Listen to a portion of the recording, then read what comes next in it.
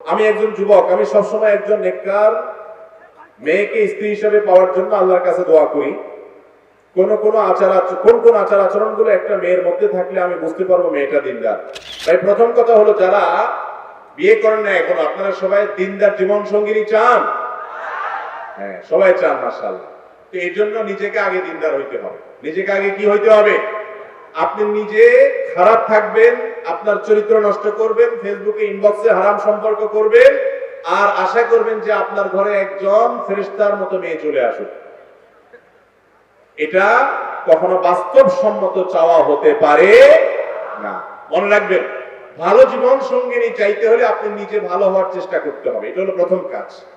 আবার কেউ এখান থেকে সহজে যোগ বিয়োগ করে ফলাফল বের করেন না যে আমার যেহেতু চরিত্র ভালো না, অতএব আমার যে জীবন সঙ্গিনী আসছে এটারও মনে হয় চরিত্র খারাপ। এরকম সহজ সমীকরণের সুযোগ কিন্তু নেই।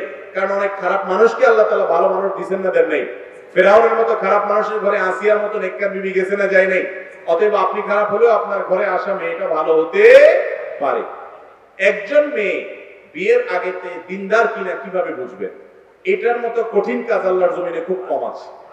আজকাল বিশেষ করে শুধু নামাজ কালাম দেখে লোকটা ধার্মিক এটা মনে করা এত সহজ নয়। বিশেষ করে পাত্রী নির্বাচনের ক্ষেত্রে সে ধার্মিক কিনা, আল্লাহ ভীরু কিনা, এটা বোঝার জন্য সর্বপ্রথম এবং প্রধান বিষয় হলো যে সেই মেয়েটা শতভাগ পর্দা মেনটেন করে কিনা। পর্দা বলতে বোরকা পরা না, পর্দা বলতে হাত মোজা পা মোজা না, পর্দা বলতে তার জীবনে সামগ্রিক ভাবে মাহরাম নন মাহরাম মেনটেন করে কিনা। মাহরাম নন মাহরাম মেনটেন বুঝেন? মানে হলো সে তার মামাতো ভাইয়ের সাথে পর্দা করে কিনা, চাচাতো ভাইয়ের সাথে পর্দা করে কিনা, খালাতো ভাইয়ের সাথে পর্দা করে কিনা, তার ওই বেহাইয়ের সাথে পর্দা করে কিনা, যাদের সাথে পর্দার বিধান আছে অথচ পরিবারের সদস্য কিংবা আত্মীয় স্বজন তাদের সাথে পর্দা করে কিনা। অনেক মেয়ে আছে বাহিরে বোরকা পরেন কিন্তু বাসা বাড়িতে আসলে পর্দার বালাই নাই। অনেক মহিলা বাহিরে পর্দা করেন, বাসায় এসে দেবরের সাথে পর্দা করেন না, এবং আত্মীয় স্বজনের মধ্যে যাদের সাথে পর্দা করতে হবে তাদের সাথে পর্দা করেন না। এটা কখনো সঠিক পর্দা হতে পারে না। একজন মেয়ের দিনদারিতার প্রধান দিক হলো তিনি আল্লাহর ফরজ বিধানটাকে বুঝে মানার চেষ্টা করেন, এক। দ্বিতীয়ত, ভালো মেয়ে বিশেষ করে দিনদারিতার একটা বড় আলামত হলো তার ভিতরে দুনিয়ার মোহ থাকবে না। কি থাকবে না? দুনিয়ার মোহ। অল্পে তুষ্ট থাকবে। জীবন সঙ্গিনীর জন্য এই বিষয়টা অনেক গুরুত্বপূর্ণ, যে অল্পে তুষ্ট থাকা। যদি সে যা পায় সেটার উপরে সবর করতে পারে, সে যদি আল্লাহ তাআলার ফয়সালাকে মেনে নিতে পারে, সে যদি অল্পে সন্তুষ্ট থাকতে পারে, দুনিয়ার জীবনের বাস্তবতা বুঝে অনন্ত অসীমকালীন আখিরাতের জন্য অপেক্ষা করে, এই মানসিকতা যদি কোনো মেয়ের মধ্যে থাকে সে দিনদার ইনশাআল্লাহ। এটা কিভাবে বুঝবেন? তার সাথে আপনি যখন দেখতে যাবেন কথাবার্তা বলবেন, মেইল চালাচালি করে তার মানসিকতা জিজ্ঞেস করবেন। আর সবচেয়ে বড় বিষয় হলো এই মেয়েটাকে পার্সোনালি যারা চিনে তাদের মাধ্যমে ভেরিফাই করবেন যে সে আসলে মাহরাম নন মাহরাম মেনটেন করে কিনা। বিয়ের আগে সব পাত্রী ফেরেশতা থাকে, সব পাত্র ফেরেশতা থাকে, ঠিক না? ঠিক।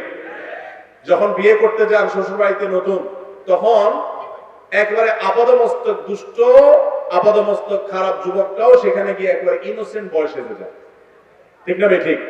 বিয়ের মজলিসে প্রত্যেকটা খারাপ মানুষ তার জীবনে বিয়ের মজলিসে যখন বসে তখন এত নম্র, এত ভদ্র, এত চুপচাপ, এত সে ভালো মানুষ হয়ে থাকে। শ্বশুরকে দেখলে সালাম, সবাইকে দেখলে সালাম, মনে হয় তার মতো ভালো মানুষ ফেরেশতা দ্বিতীয়টা নাই। অতএব বিয়ের ওই মুহূর্তের ভালো মানসিকতার কোনো মূল্য, এটা দেখতে হবে ব্যক্তিগত জীবনে ওই মেয়েটা কতটা ধার্মিক, কতটা ইবাদত গুজার, কতটা আল্লাহর ভয় তার অন্তরে লালন করে। অনেক মেয়েরা আছে নামাজ কালাম পড়ে কিন্তু চাহিদা অনেক। ঠিক একই কথা ছেলেদের মধ্যে প্রযোজ্য। অতএব সে কখনো দিনদার বা জীবন সঙ্গী হিসাবে পারফেক্ট হতে পারে।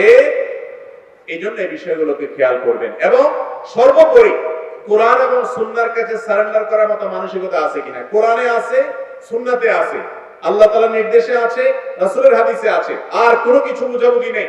আমি নিজেকে সারেন্ডার করে দিলাম, এ হলো মুত্তাকি, এ হলো পরেজগার, এ হলো দিনদার। এরকম জীবন সঙ্গী যদি পাওয়া যায় তো মনে রাখবেন এটা হলো আল্লাহর জমিনে সবচেয়ে বড় অ্যাসেট, সবচেয়ে বড় সম্পদ, সবচেয়ে মূল্যবান এবং দামি বিষয় হলো এটা। নবী করিম সাল্লাল্লাহু আলাইহি ওয়াসাল্লাম বলেছেন, আদ-দুনিয়া কুল্লুহা মাতা, এই দুনিয়াতে সবকিছুই এমন করে আল্লাহ সৃষ্টি করেছেন যে এটার উপকারিতা আমরা ভোগ করি, উপভোগ করি, এনজয় করি। ওয়া খায়রু মাতা'আদ দুনিয়া আল মারআতুস সালিহা, যদি কারোর ঘরে একজন ধার্মিক আল্লাহ ভীরু, আল্লাহকে চিনে এরকম একজন দিনদার মেয়ে আসে, তার জীবনে যে সৌভাগ্য হবে, সে যে সম্পদের মালিক হবে, এই রকম সৌভাগ্য আর কারো জীবনে হতে পারে